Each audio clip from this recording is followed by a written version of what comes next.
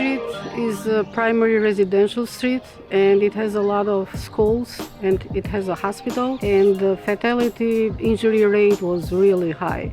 Franklin Boulevard acts as a major cut-through. Residential road just to the north of it is Detroit Avenue, which is the main artery, but it's signalized. So Franklin Boulevard was used as a cut-through to get to 90 for commuters, and the residents around here wanted that changed. One of the primary goals of the project was to reduce speeds and provide a traffic calming effect, give the corridor more of a neighborhood feel and make it more friendly to bicyclists and pedestrians. So the city came up with a mini roundabout idea as a kind of new approach. It was the first project that we installed on the whole corridor. We removed the traffic lights and we installed 7 mini roundabouts. So that makes it a kind of special. The mini roundabouts are very new to the area, and I believe it was the first installation in the city and one of, if not the first, corridors of multiple mini roundabouts in the state. We went to the public with the design and they were very skeptic. They didn't feel safe. We ended up creating a website for residents to go to with renderings, with information about mini roundabouts, how the corridor is going to look to allow them to provide their input on the project to gain the public's trust. Through the website,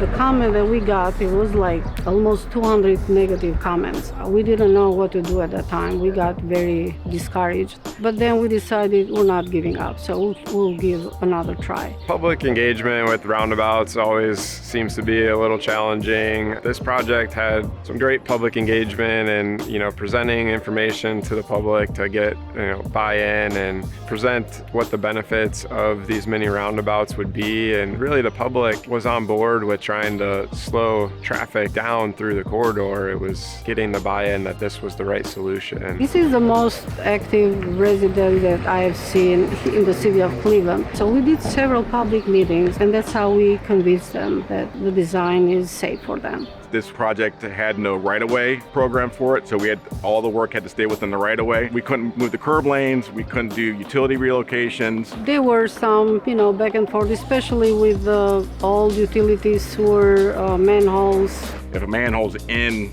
the curb lane of the mini roundabout, how do you deal with it? Because you can't move the manhole, but you can't move the mini roundabout. So what we end up doing is coming up with a variable gutter to allow the curb line to move so we can get it outside the manhole location, but yet the gutter line still stayed with the geometry that we needed. So it allowed the contractor a little flexibility to move things as needed to mitigate any utility relocations. Everything had to fit within the existing footprint of the intersection. So this worked very well too, because it's a wider intersection, allowed us to install these mini roundabouts and still allowed on-street parking and just gave us a lot more flexibility to actually do it properly. And the original design had circular center islands, and working with the consultant and roundabout experts, we kind of determined that the circular design wasn't going to produce the effect with slowing traffic as much as we wanted. So we actually had to go to more of an oblong, oval-shaped center island, which was kind of non-standard, but gave the effect that we wanted to reduce speeds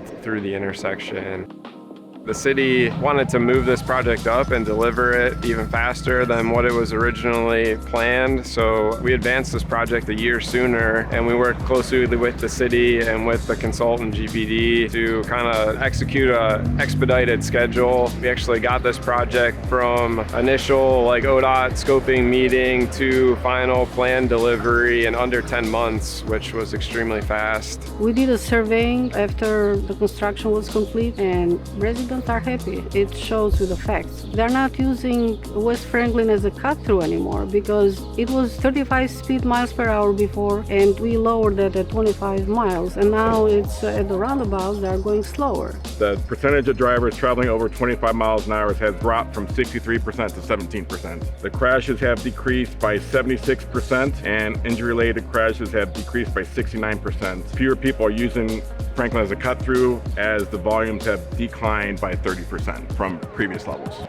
Taking all that into account, I think these mini roundabouts have been a success, and actually the city is planning on doing it on another corridor on the east side next year. We had public meeting yesterday and the day before. It's easier to convince the public because we have a template. So they are comfortable, they are warming up to the idea of mini roundabouts now. I think this project is a good success. Working with the city on this project was a great example of building strong relationships and achieving positive impacts on our roadway network, both state and local level, and building relationships also with the consultant community, whether it's a locally sponsored project or an ODOT sponsored project. We all work together, so this was just another example of a good project built on those relationships.